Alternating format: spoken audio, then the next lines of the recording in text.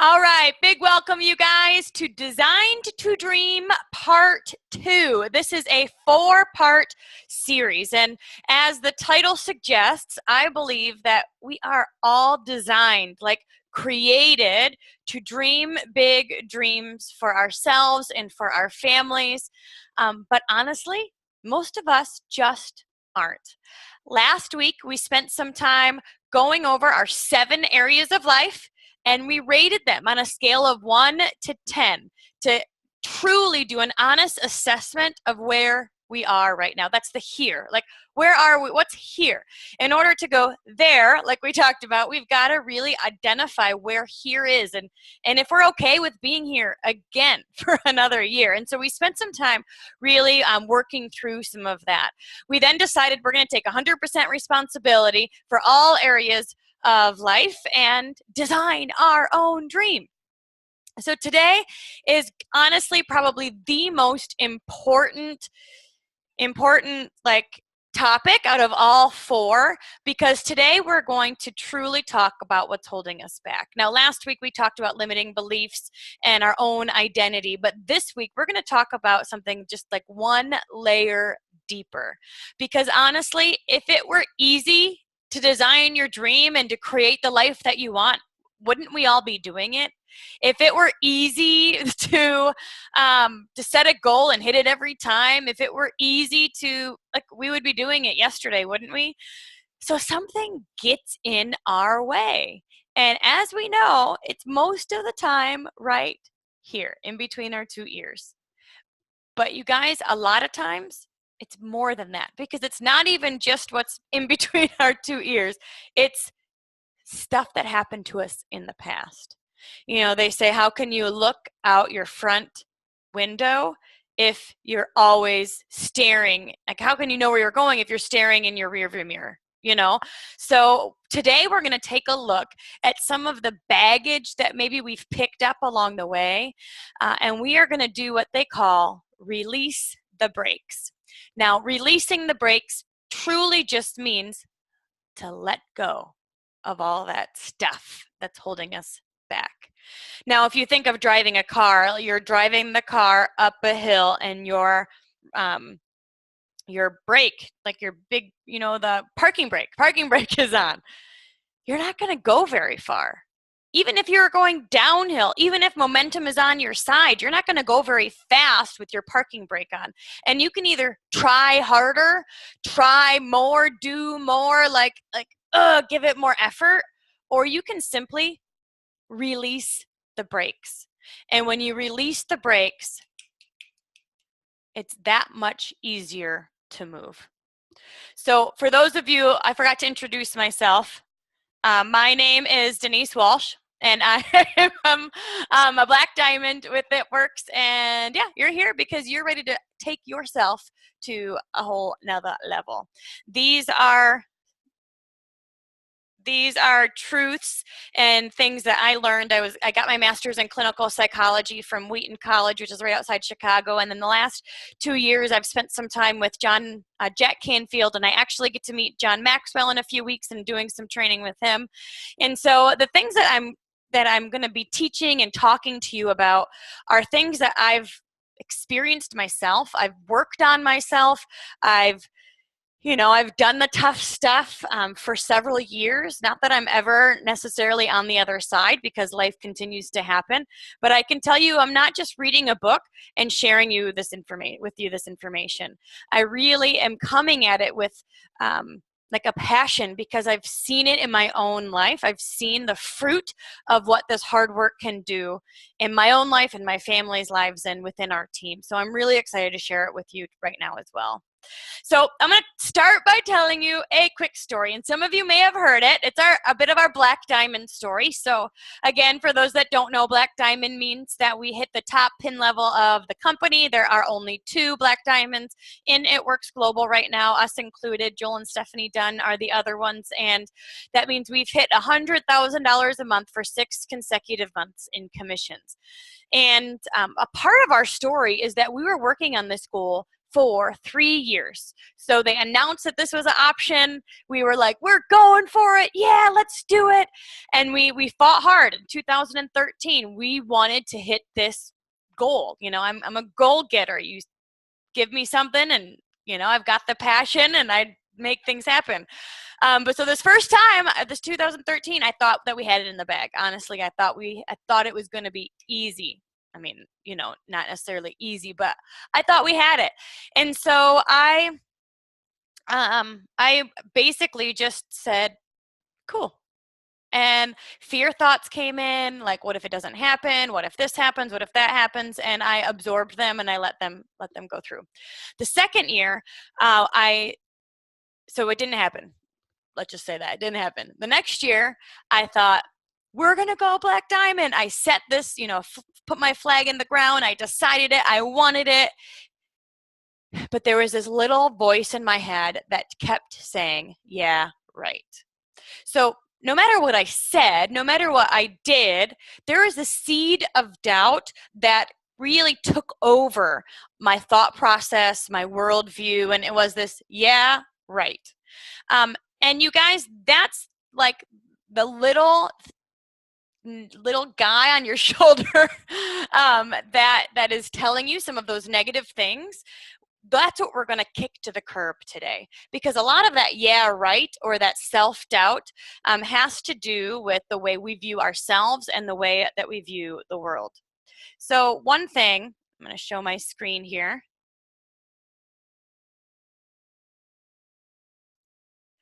So if you see here, several things happened during our Black Diamond run. I went through, and not even just that, those 3 years of when we were working on this goal. These things happened throughout the course of our 10 years in our business. I experienced fear of failure. What will other people think? Fear of rejection. That's, I guess, what other people would think. Fear of leaving others behind. For example, family that didn't really want to do the journey with me, or maybe they were, you know, I was experiencing success and other friends or family were not. And so there's maybe we're not going to relate. That can happen with family or high school friends, or loyalty that sometimes can bind us or bond us when we sometimes just need to let go, right? Fear of success, fear of being seen. I have tons of people, you guys, that tell me, I'd love to be the ambassador nobody knows about. I don't want to be on stage. I don't want to know this. I don't want to like be seen. And so there's this fear of, I mean, honestly, when we promoted to presidential, I remember it vividly because I posted on Facebook, like we promoted, or maybe Cami posted it, and I was feeling like people were throwing tomatoes at me through Facebook saying, you don't deserve it.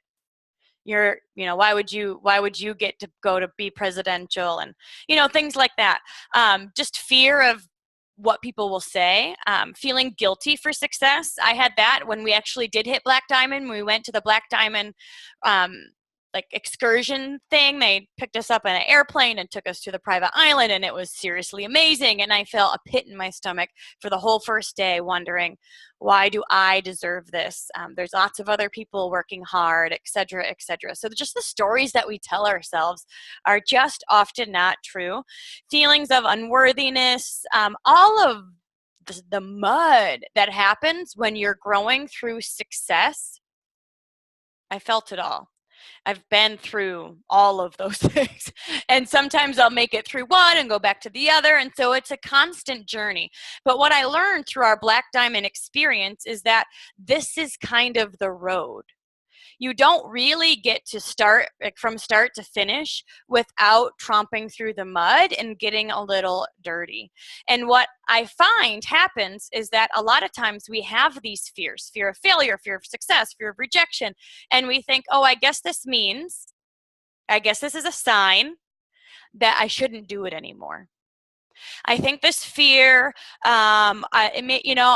this guilt, or that I don't want to let go of my friends, all of these things, this growth that's happening, it might be a sign that I'm not supposed to do this anymore. And what I have found is that, again, that little guy on the back of on our shoulder, it's just not true, because you have to go through the mud to get to the other side. So I want you to write down these things: fear of failure, fear of rejection, fear of leaving others, fear of success or being seen, feeling guilty, feelings of unworthiness. And if you have another one that you've experienced on your journey, certainly post it in the chats and I'll add it to the list, because I know this is just a part of success.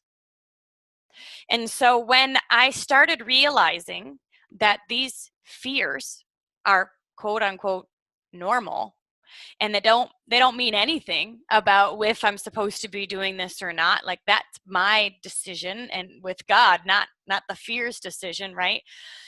When I realized that this was just a part of the game, then I was able to start taking them less seriously.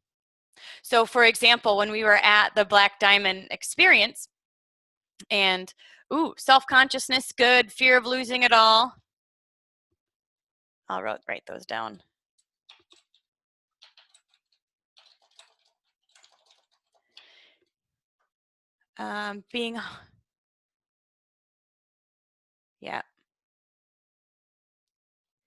Fear of time. So just spending time management. That's a whole nother topic. But yeah, just wondering if it'll be worth it. Can I balance it? All of those things that truly can stop us from even getting started. But at the end of the day, what we're going to do throughout these 4 weeks is decide what we want. And when you decide what you want, part of that saying yes to that means you're also saying yes to all of these things too, because it's just a part of the game. So again, when I was at our Black Diamond experience, I was shopping with Pam Souter, and Stephanie, and we went to lunch, and Cindy Pentecost, and it was just amazing. And I started having these guilt feelings. And I told Brandon, I was like, I wonder if people think, oh, you didn't really, like, you were so close that you didn't really deserve. I mean, just all these stinking thinking thoughts, right, that pop up in our mind. And Brandon basically said, well, that's not true. Like, get over it, in a sense. He's the smart one. And in the midst of me feeling this guilt, feeling this is this okay? I feel bad that we earned it, whatever. I got a text from one of our girls who's probably going to listen to the recording, because I know she works third shift, and she just said, if I never make another dime in this business, I want you to know how it works has absolutely changed our lives. We are closer to God. We are closer to each other. We are paying off debt. Like, we are better because of this company and because of your influence. And it, like, right when I needed it, right when I was feeling this guilt of experiencing success, I got that message, and it was a reminder to me that I'm doing what I'm supposed to do. And I also get to go on a private plane to Marks Island and do all this crazy fun stuff. And this was just not true. So take a look at this. Circle the ones that you experience the most. And what I want you to hear from this section is that it's okay, it's normal, and it's kind of a part of the game. So don't let it take power or control or impact your thought life anymore, because it doesn't have anything to do with if you will or will not be successful in your business. Period. The end. All right, moving on. All right, next we're going to talk about guilt. Okay, let me get my other notes up. So guilt is here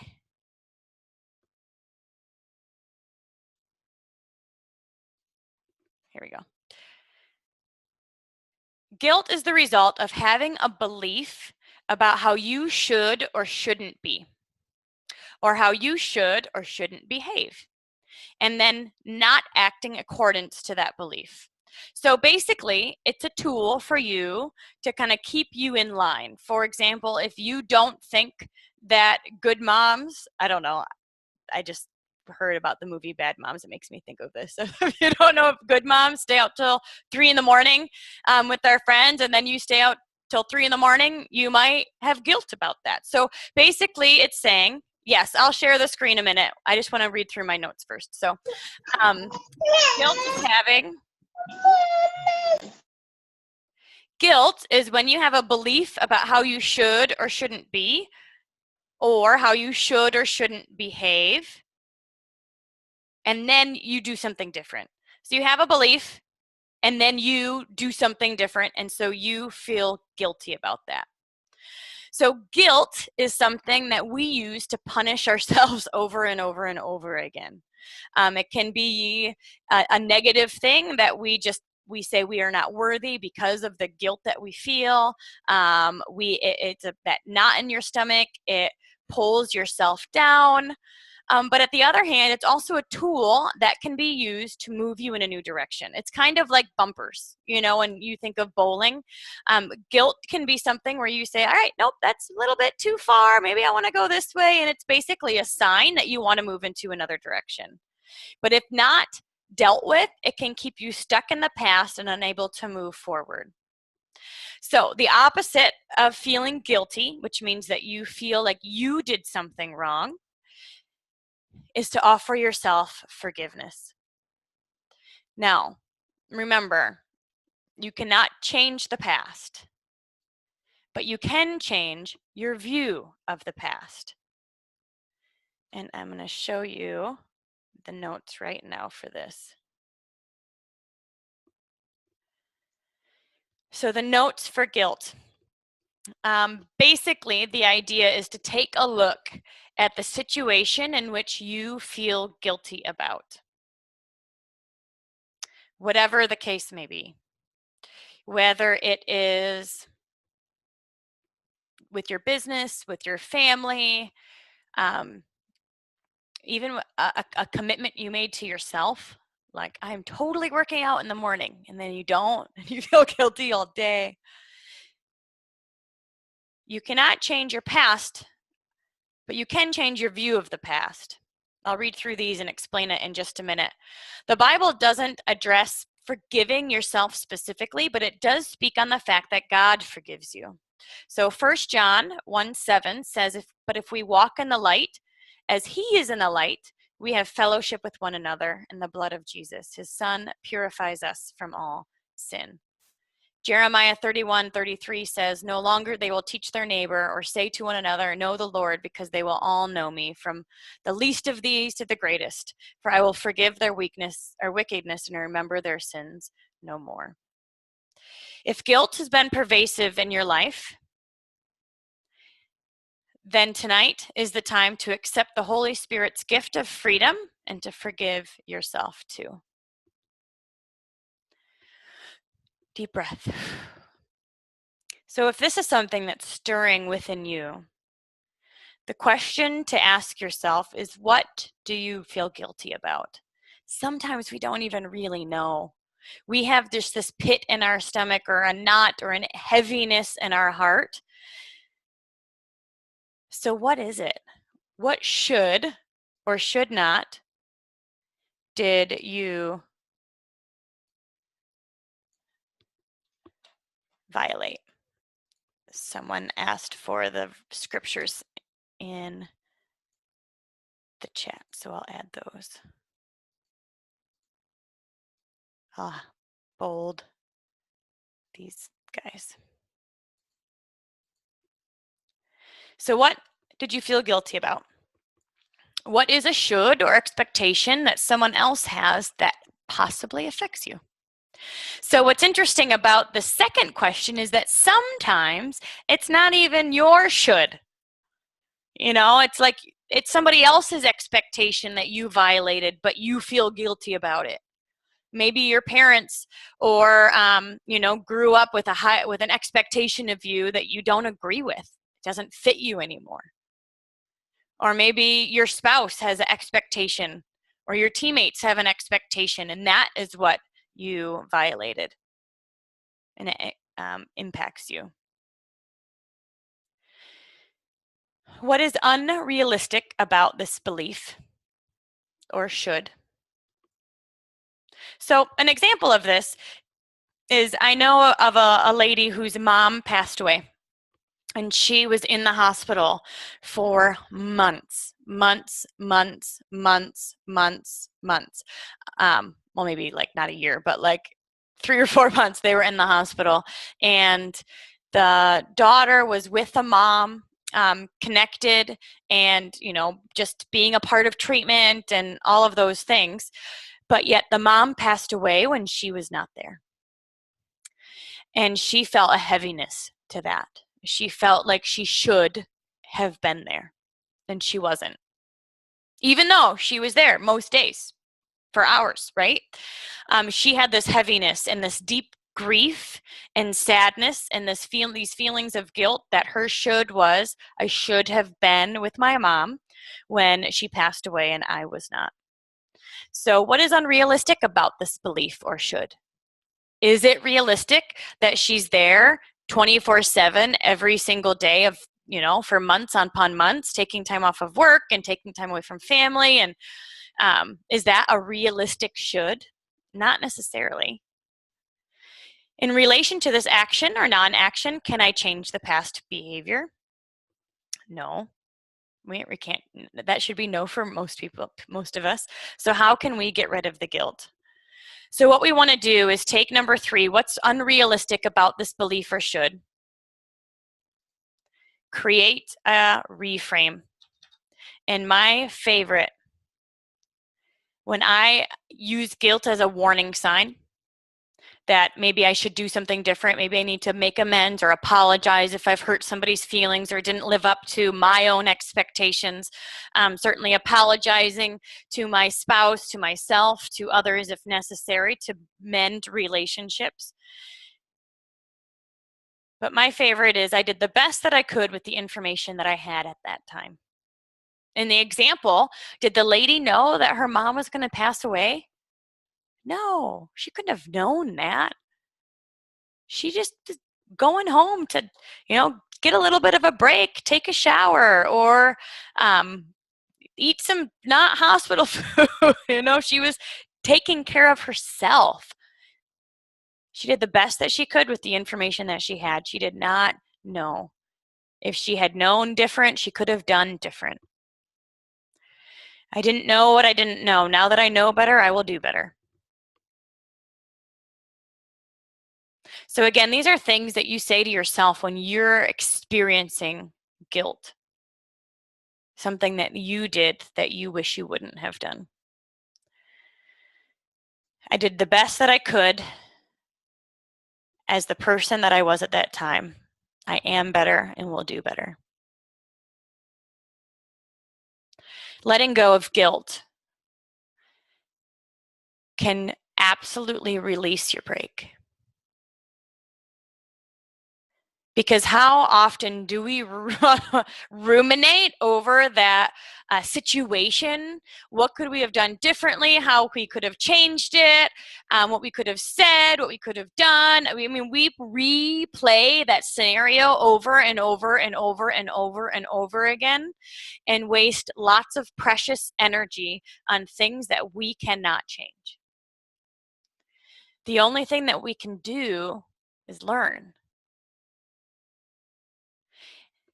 And so I've had to do this several times in my own life where I had expectations of myself and I didn't live up to them, or maybe I promised somebody something and I didn't follow through, or there's certainly lots of examples that we could give where we just didn't do our best. And once we've learned, because that's key, like if you keep doing it, you're going to keep feeling guilty.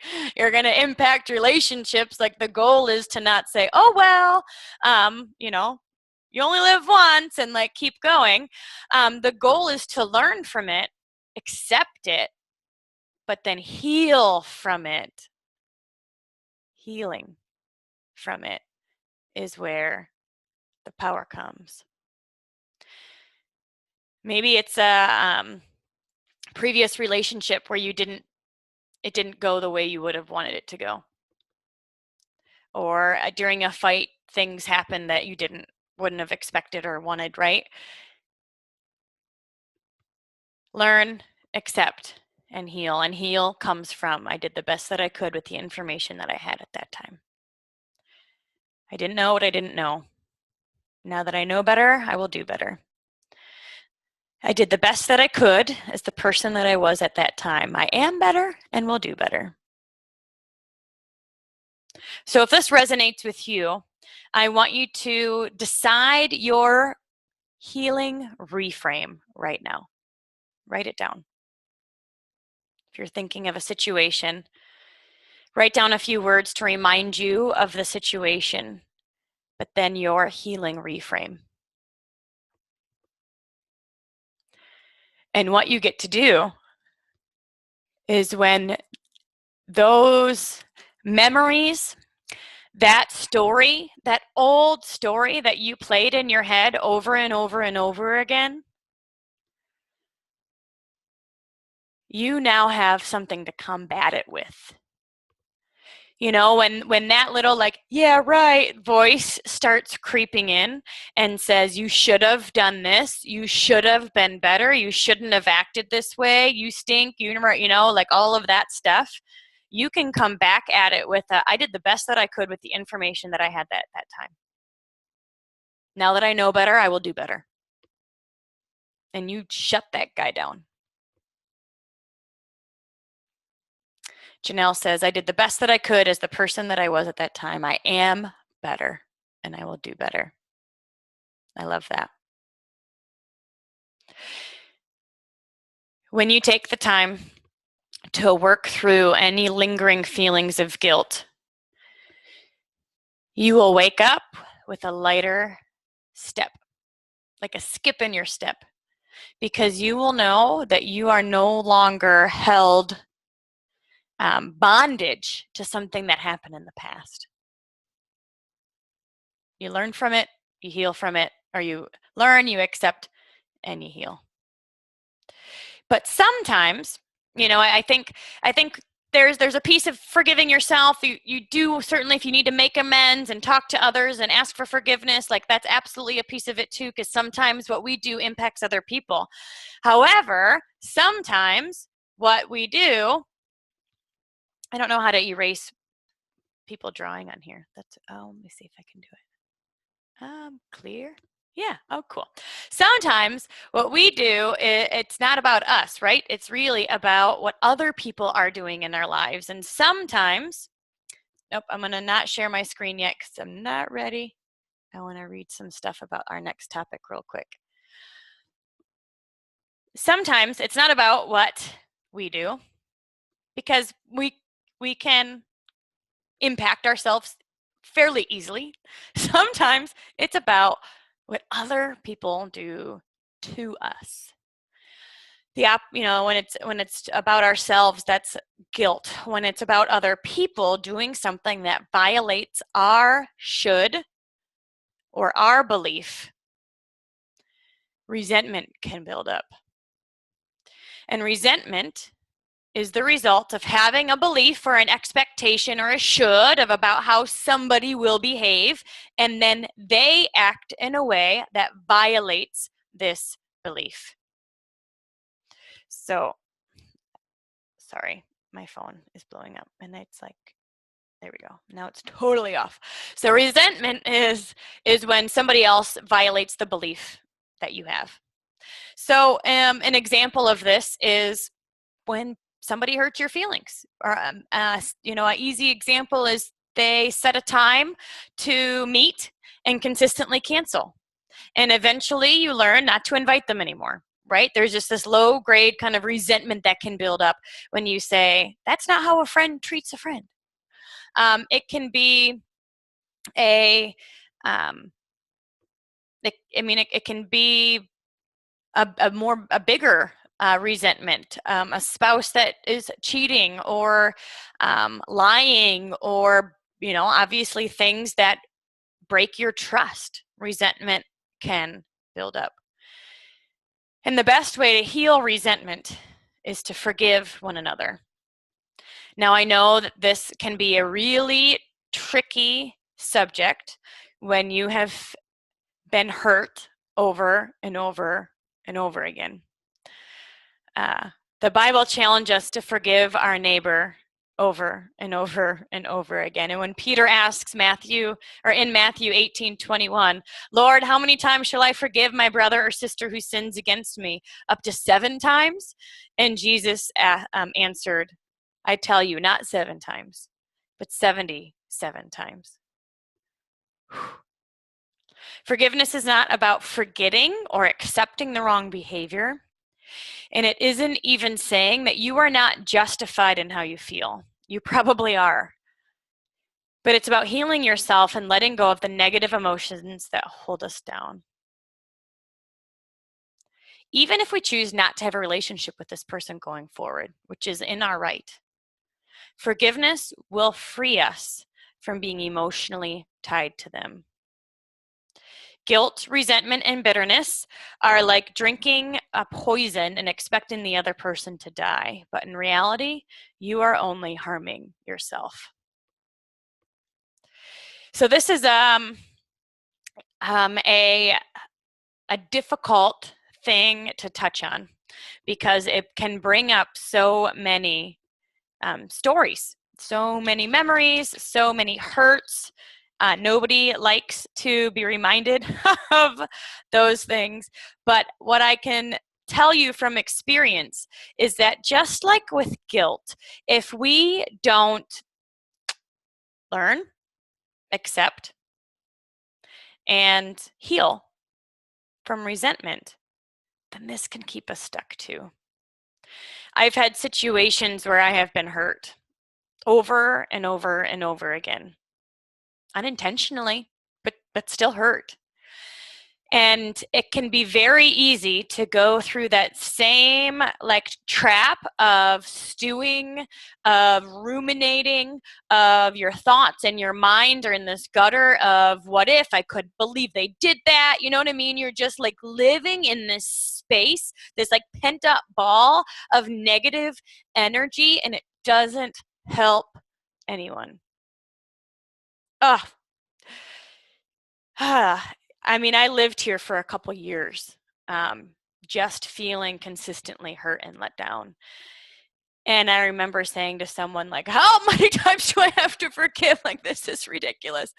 But I can tell you that moving through and moving through some of my own pain, my heart is light. And I can tell you why, and it's because of these reframes that I did. So here's some questions. If there's some things that are stirring up within you about maybe somebody who hurt you, somebody who did something to you or around you or about you that you did not agree with and does not align with who you are and who you want to be, the question is who do you resent? And what do you resent them for?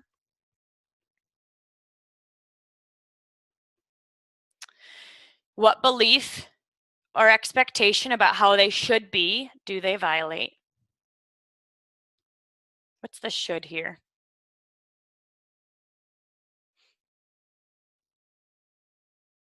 We all know that, what is that saying? No, I don't remember the saying. You can put it in the chats, but it's something about like don't should. Don't should. Shoulds are not all that helpful. Yeah, iPhone says it leads to physical sickness, holding on to those negative emotions.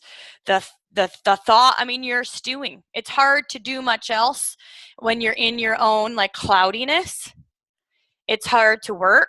It's hard to don't should all over someone. Yes, Stacy, that's it. Thank you. Yeah, we all know that shoulds are not like, we need to have flexible expectations. But what is unrealistic about my beliefs or expectations? And I'll give you an example here in a minute. And with this one can be tricky because your expectations, you might not want to bend them, you know, but is that person able to live up to these expectations in the condition they're in? How can I change them or their action? Typically, no. Janelle, I'll get that quote in just a minute. How does keeping this unrealistic belief make me feel? Is it worth it? And how can I get rid of the resentment?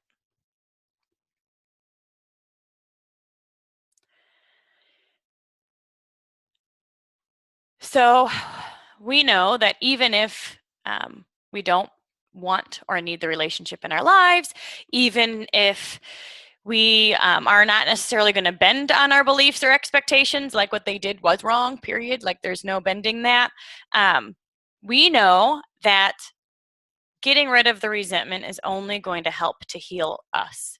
And for that reason, it's, oh, hi, Sean. iPhone is Sean, just so you know. Thank you. Glad you're on. Okay, so let's talk about a healing reframe. This is my favorite. They did the best that they could with the information they had at that time. They didn't know what they didn't know. I might have done the same in their situation. So this one is interesting because in my situation, I didn't really want to bend my expectations or beliefs because I felt like it was warranted, you know? But so the healing reframe that I used for myself was they did the best that they could with the information that they had at that time. They don't know what they don't know. They're not capable of making these decisions. They're not capable because of the situation they're in, the emotional stability they have. And you know what? If I was in their shoes, who knows? Maybe I would have done the same thing. But what this did for me was to let go of what they did and how it impacted me. They could still be crazy and do what they do, but it no longer was me trying to fix them or change it, or like it was able to cut the tie, so to speak. So I was kind of able to say, you do you, even if it's crazy, I'll do me. See you later. Set boundaries when I needed to, and keep my eyes on that front window rather than the rearview mirror. Brooke, that's a good one. Don't expect things from people that they cannot give you. I'll write that one down too. You know, and even if it's parents, or if it's spouses or teammates, or, you know, if there's been times where your feelings have been hurt or let down. Oops. I think we can use these sayings in a lot of different situations.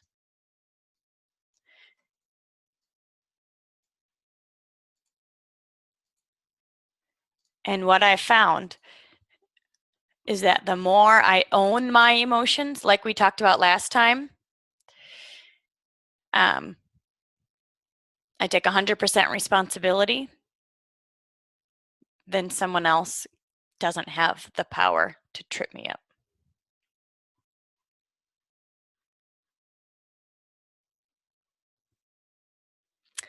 Let's see. Yep, there you go.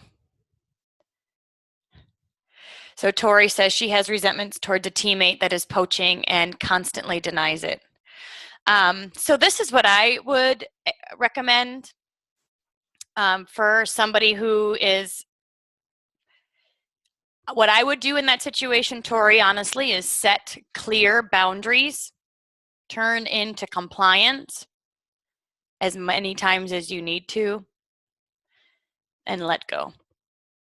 Meaning that the fact that she constantly denies it, that's on her, not you. But don't feel bad about turning her into compliance and doing what you need to do to set your own boundaries. Like, that's okay.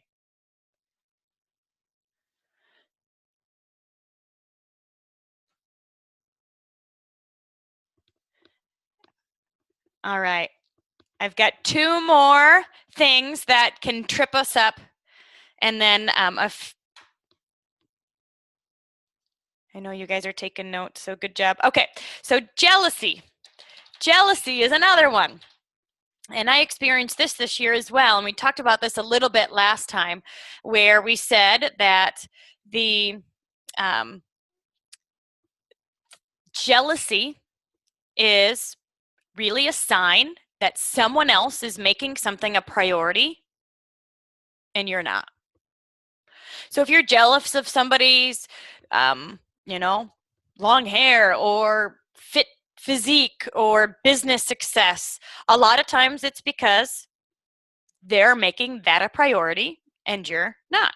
And so again, jealousy can be a cue for us that we need to rearrange our priorities. So the question to ask yourself if you're experiencing jealousy with someone else is, what do I really want? What do I really want? Do I want a thriving team? Do I want a secure relationship with my spouse? Do I want to lose 20 pounds? Like, what is it that I really want? And then you get to figure out how to put it in your calendar. Jealousy for me is a reason why I did several things this year, because I was like, I didn't realize how important it was until I saw you do it. And now I'm jealous that you're doing what I want to be doing. And so it motivated me to take steps in that direction. The next one is the comparison game. This can stop people in their tracks as well, because they see people experiencing success. They see people having, awesome relationships or feeling fit and healthy, or their business is booming, and we compare ourselves to them.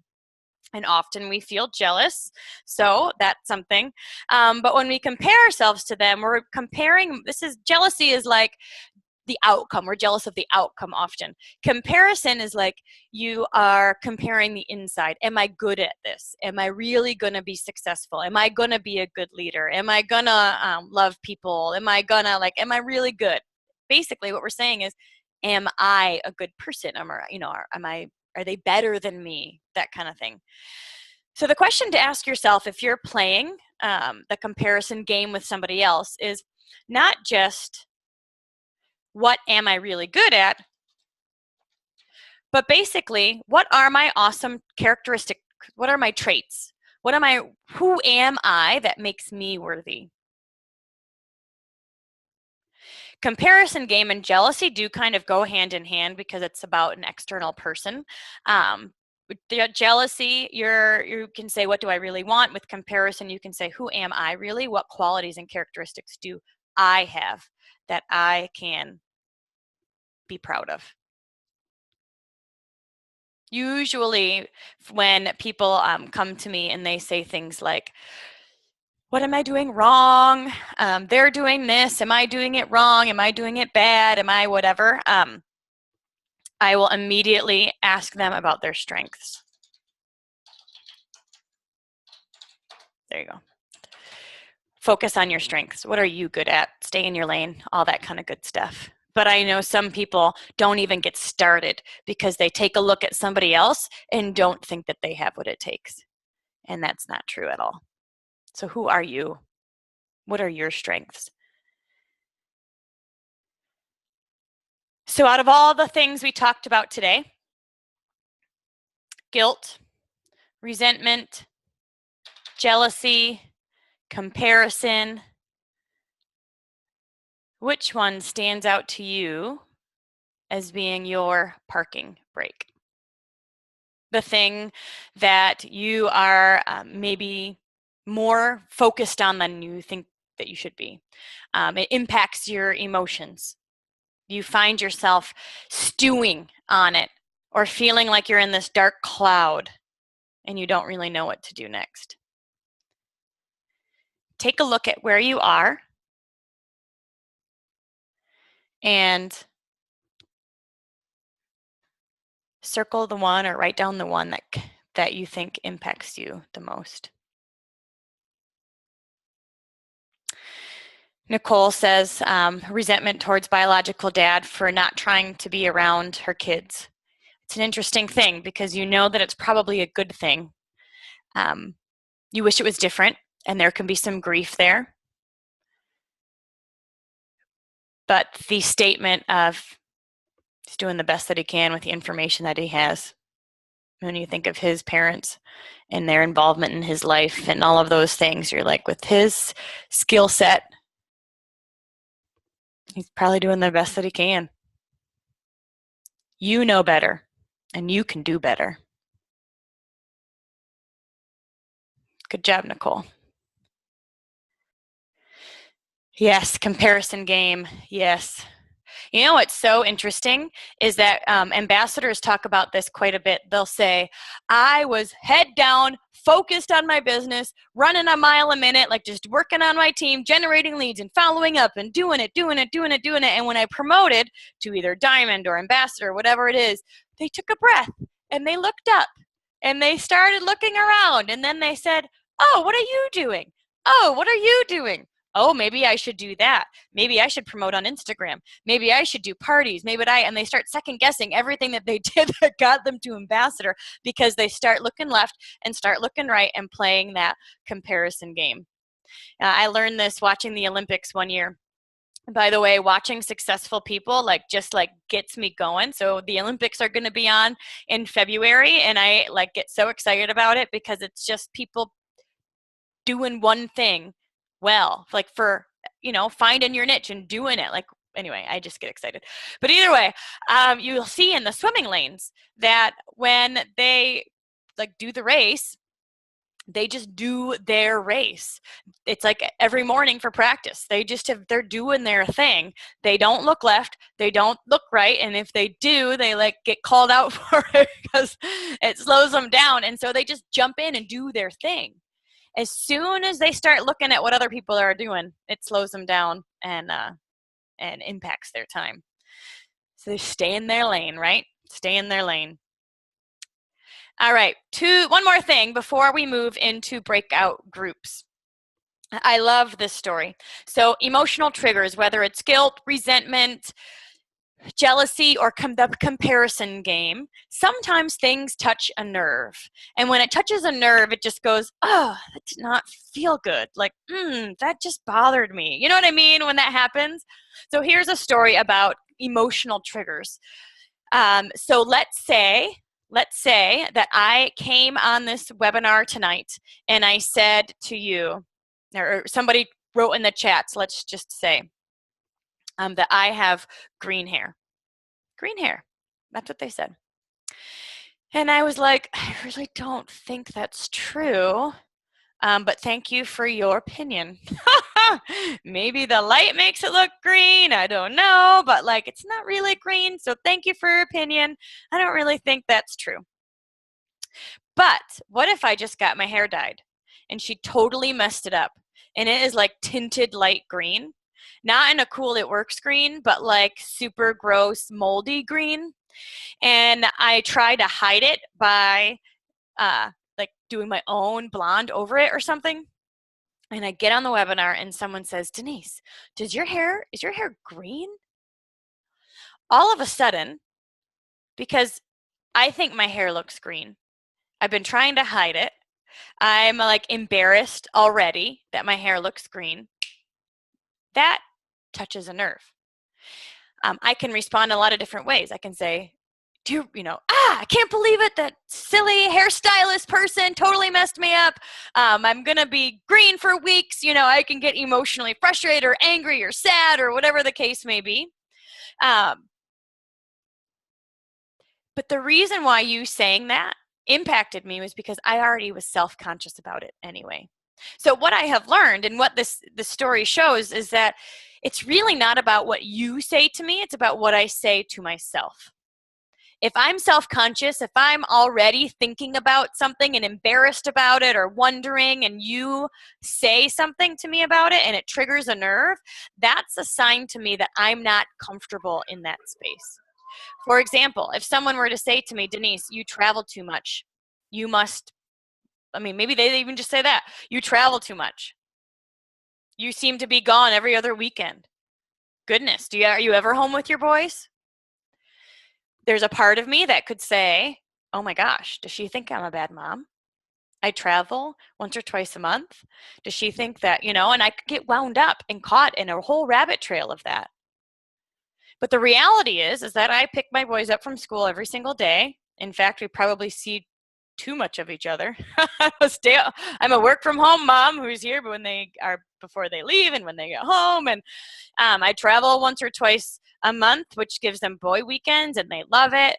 Like, no, I'm not triggered by that at all. See, the same thing could be said, but it's basically how I feel about it is how I'm going to react. So when you feel that emotional trigger inside of you, that's a really good sign that something else is going on. Guilt, resentment, jealousy, comparison game. Something is stirring up that you can get stronger in and work through and heal from. Because it's almost always the story you're telling yourself versus what someone else is actually saying to you.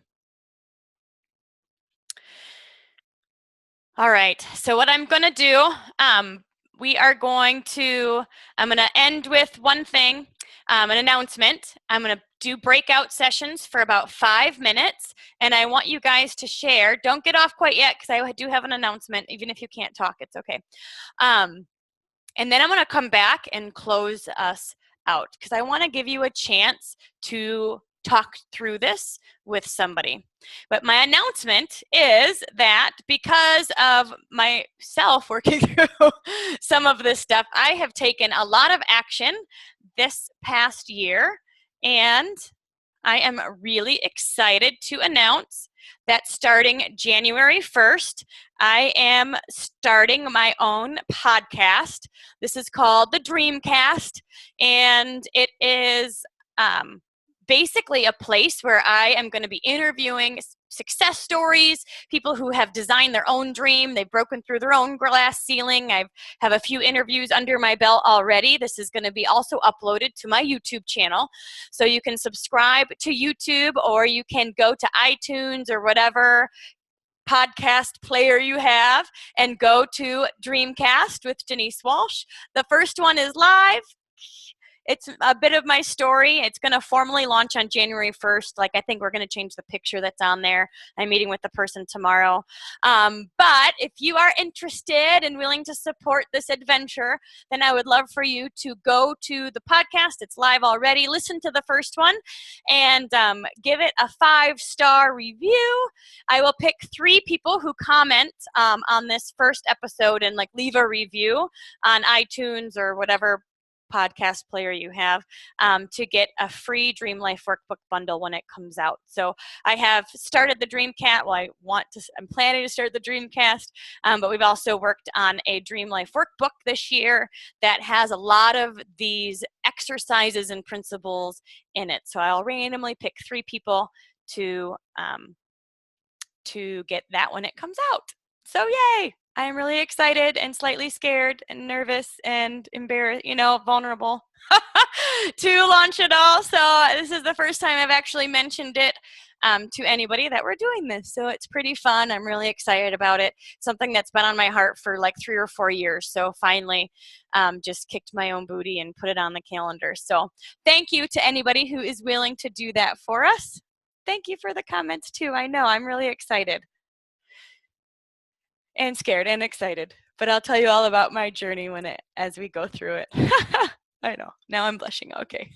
All right, so thank you for that, and don't forget to do that. I am going to now put you into breakout sessions, and I really just would love for you to say which one of these parking brakes is impacting you the most. I'm going to give you about 5 minutes or so to chat amongst each other, and then I am going to come back and close us out. Yay, Tori, thank you for subscribing to the podcast. If you don't do podcasts, subscribe to YouTube because I am going to upload them there too. So you guys are awesome. Apparently the first 8 weeks of a podcast is really important, and we started it last week just to practice and make sure that it would work. And now we've lost 2 weeks already. So, that happens. But, so thank you. How fun. You found it. Yay. So cool. All right. Well, I'm going to do this cool breakout session thing and give you a chance to talk about the few, one of those 4, or of course. Enough. Get down. If there are More than that. All right. If you can't talk, no worries. So the breakout, Tia, I'll show you. To subscribe to the podcast, go to your podcast player and put in Dreamcast with Denise Walsh, and it should pop up. We are going to change the picture tomorrow, so if it looks different tomorrow, that's okay. All right. Yay. Awesome. All right, I'm going to create the rooms. You'll see a little join the breakouts thing in a minute, and then I'll give you about 5 minutes before we come back. Thank you guys so much.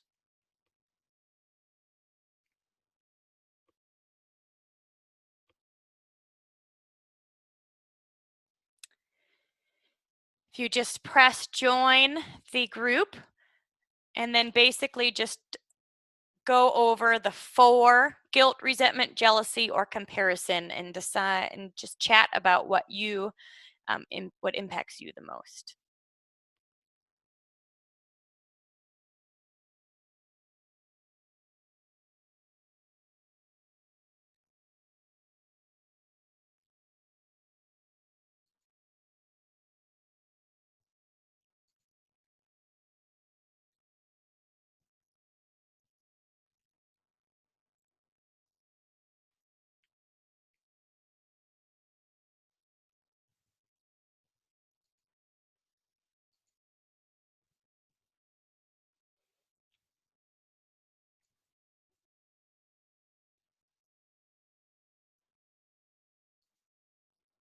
I'm making sure that nobody's by themselves.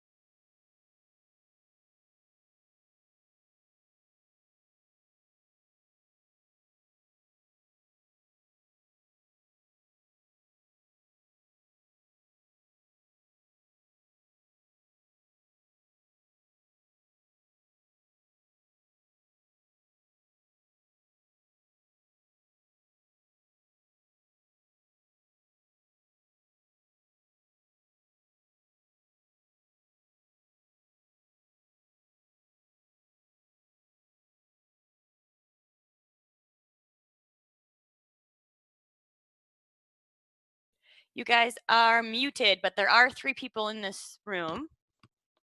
Can I help?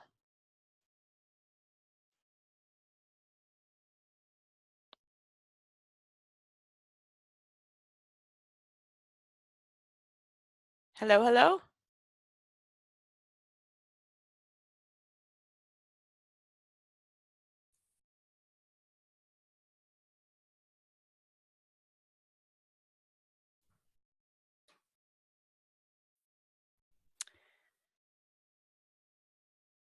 All right, I'm going to give everyone else like 1 or 2 more minutes.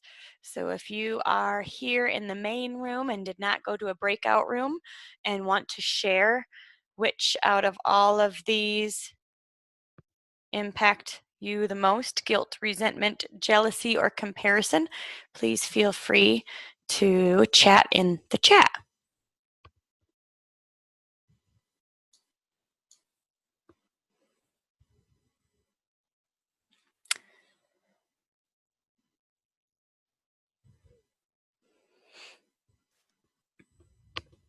Oh, shoot. Sorry, Erica. I tried to make sure that everybody was in a chat breakout room with someone, but some people didn't unmute themselves. So even if there were people in there, they might not have been talking. So share with us, Erica, in the chat, which one impacts you the most?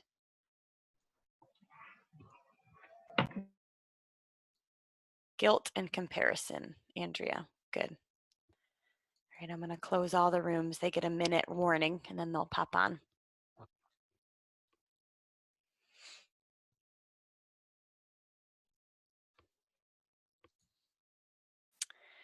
If you want to share in the chat, I'd love to hear resentment, guilt and comparison. Good. Knowledge is power. When you know better, you do better. Resentment, guilt, and comparison.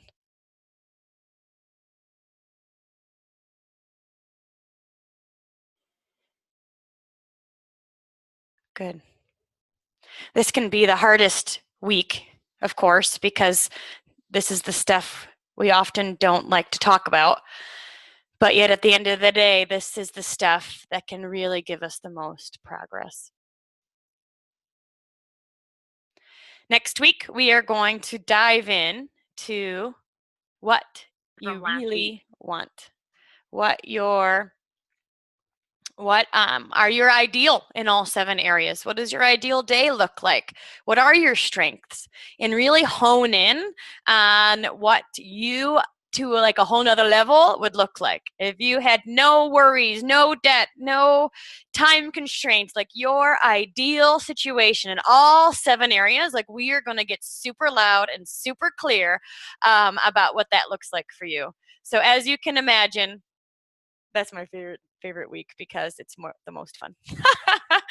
And then the week after that, we're going to help you create a really clear action plan for getting there. So I'm really glad you guys enjoyed the breakout sessions. I really do think talking about it with people can be a really cleansing process. So thank you so much for being a part of that and not being too scared to jump away. Okay, I've got 2 quotes to end.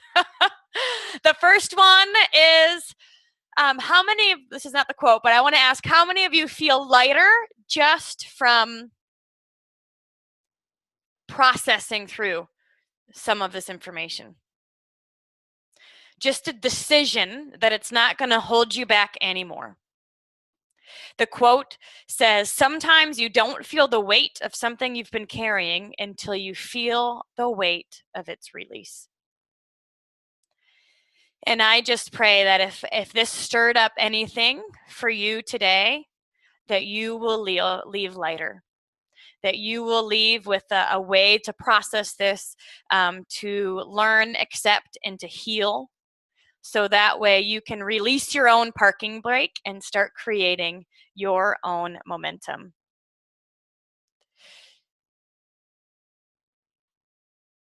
All right. So, and this is an I Declare by Joel Osteen.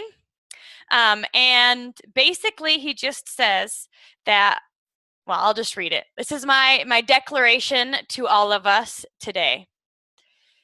I declare that I am special and extraordinary. I am not average. I have been custom made. I am one of a kind. Of all the things God created, that he is the most proud of, or what he is the most proud of, is me. I am his masterpiece, his most prized possession. I will keep my head held high, knowing I am a child of the Most High God, made in his very image. This is my declaration. And whatever guilt, resentment, jealousy, or comparison you have to let go of today, I declare that you accept those words today. People are asking for it. I'll post it on my Facebook page. All right, you guys, thank you so much for plugging in. We'll be here same time, same place next week. And let's get ready to design our dream life. Bye.